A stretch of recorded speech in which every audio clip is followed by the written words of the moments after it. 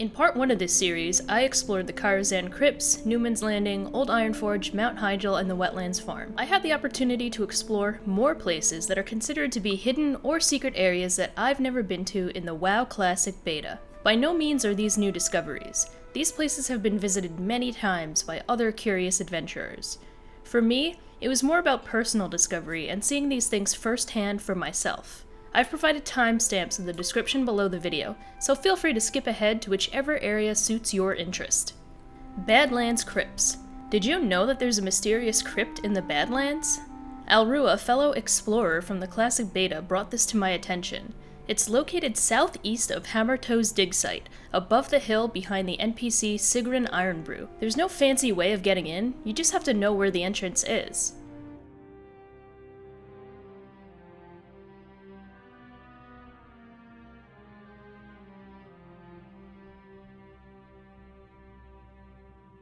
It's a one-roomed crypt, complete with an armored skeleton, sitting on a throne with a sword, surrounded by 4 other skeletons on the ground, which is said to be a Conan the Barbarian reference. There are decorative urns, large unopenable caches, a lit fireplace in the middle, and other skeleton remains scattered around this single-roomed crypt. I had no idea this place existed, whether in retail or vanilla. In fact, I haven't checked this area out in retail, so if anybody does know if this place does still exist, I'd love to hear about it. I also can't really find a concrete reason as to whether or not this place originally served a purpose, or whether it was just put in as a little Easter egg movie reference. Either way, it's a cool hidden area that's worth visiting if you're into exploring. Ironforge Airport. What could be said about the Ironforge Airport, airfield, airstrip, whatever you call it? It's been explored and featured in many, many videos. I remember hearing tales about it in vanilla, but never hearing of anybody actually traveling to it. As such, I never had the opportunity to explore this area until much later when it became accessible through flying mounts. It's located northeast of Ironforge, high in the mountains. Originally, it was rumored to be designed as a decorative landscape for players to pass while using a flight path. Other theories claim it could have once thought to be a starting area for gnomes instead of in Coldridge Valley. It has many starting zone elements, buildings, NPCs, a tunnel that looks like it leads right into Ironforge, but once the gnome and troll starting zones were merged with dwarves and orcs, it was left in the game for, as mentioned previously, the ambient scenery. A third theory suggests that the airport was originally intended to be an extension of Ironforge, but due to time constraints, the idea was scrapped. There's even an area that looks to have a flight master, so you never really know for sure. In my Exploration Part 1 video, I spoke about how I landed in the Wetlands farm by accident due to a flight path bug. Apparently, it's pretty easy to gain access to the Ironforge airport if you have access to a slowfall. And such, you could slowfall down from the airport into the Wetlands farm.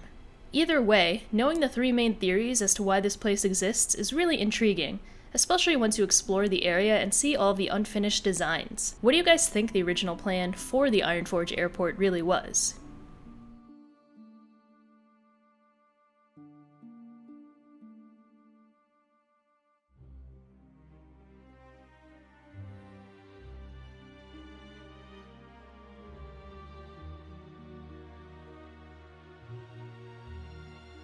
Ancient Elven Tower. Considered a remnant of quel'thalas, this tower is located way north of the eastern Plaguelands. In fact, I entered the water way north of Tirisfal Glades at the beach and just swam east until I got there, hugging the coastline to not get any sort of fatigue. You really just keep swimming until you see the giant tower. There's little known information about this tower. Some say it's Night Elf ruins, others say it was supposed to be part of the development of quel'thalas, but, like most other hidden or secret areas in WoW, was never completed. As you can see, there's a giant tower. You can't go inside, only up the ramp and explore around it.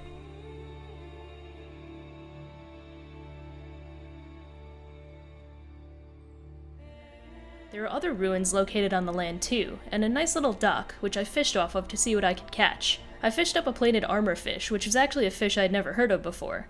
Apparently you could collect them as part of Craftsman's Writ, plated armorfish quest in the Eastern Plaguelands, from Packmaster Stonebruiser in Light's Hope Chapel.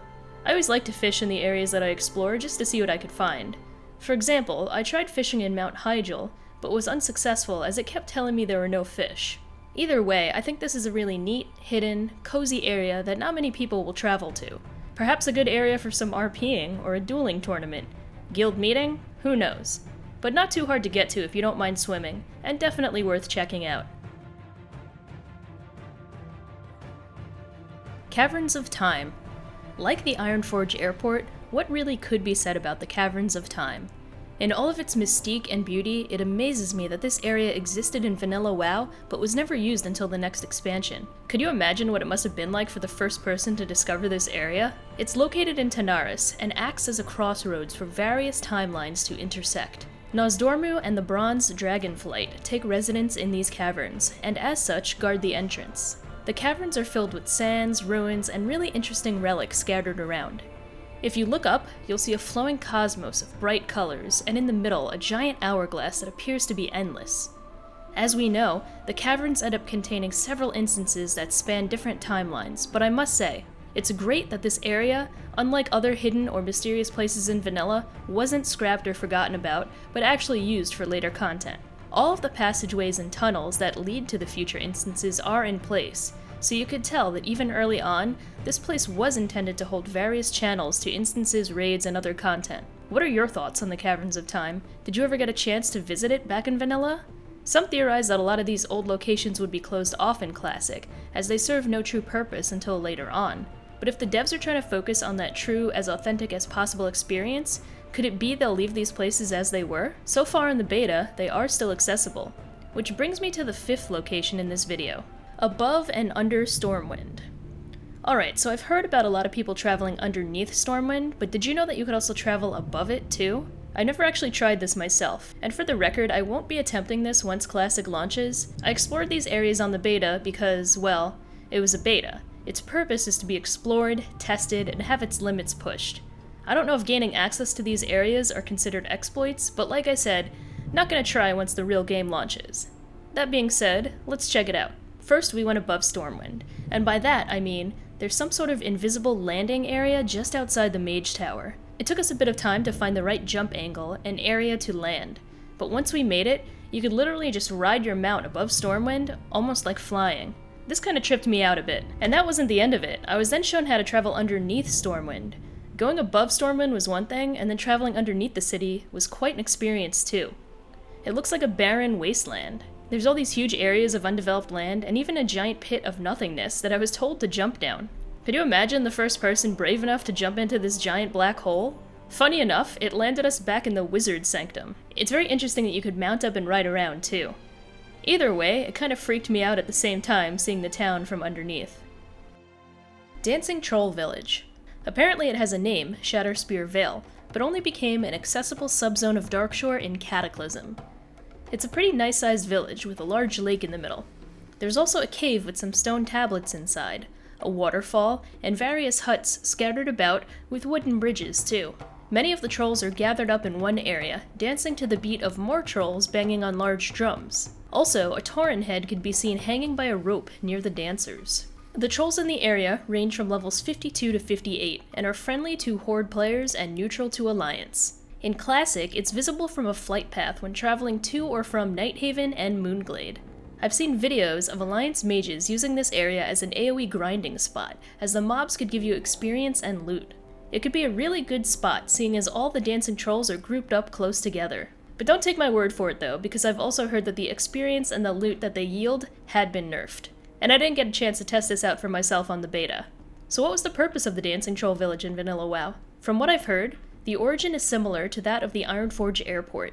It was meant to be just a nice aesthetic for players to see as they flew over on a flight path. I suppose the game developers never imagined that clever players would find ways to access all of these supposed impossible-to-reach, decorative-only areas.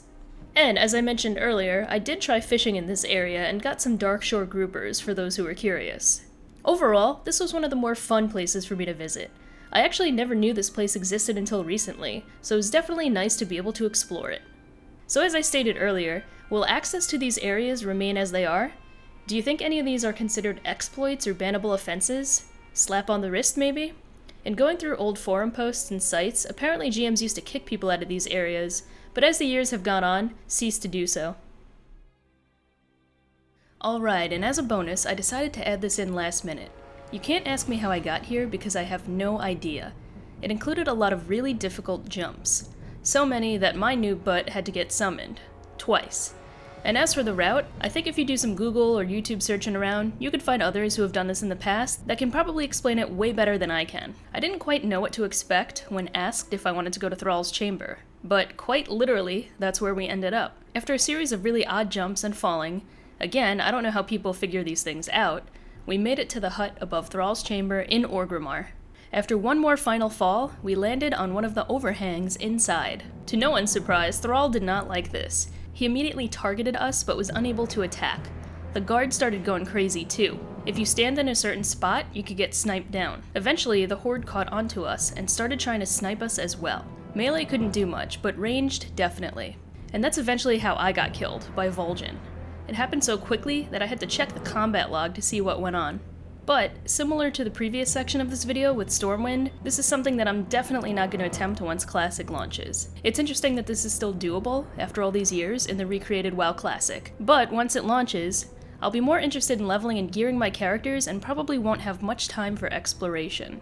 Therefore, I'm really glad I had the chance to do this during the beta. Like I said, in the beta, you're supposed to explore, test things out, report bugs, find breaks in the game, and more. I want to thank everyone who joined me during the Classic Beta on these exploration adventures. I didn't get everybody's contact info, so please feel free to DM me on Discord or Twitter to get in touch. And lastly, have any of you explored the areas featured in this video? I'd be curious to hear about your own adventures. Have you visited any of the areas that I didn't mention in either part 1 or part 2 of these videos? I learned a lot from exploring these areas, and it's certainly been nice to reflect on some of my adventures in the Classic Beta. Thanks for checking out part 2 of my exploration video. Again, if you haven't seen part 1, you can click on the video on display right now, or in the link in the description below. Don't forget to subscribe and thumbs up this video if you like it, and let me know in the comments below. You can also follow me at QuissyTV on Twitch and Twitter. Thanks again, and I'll see you in Classic.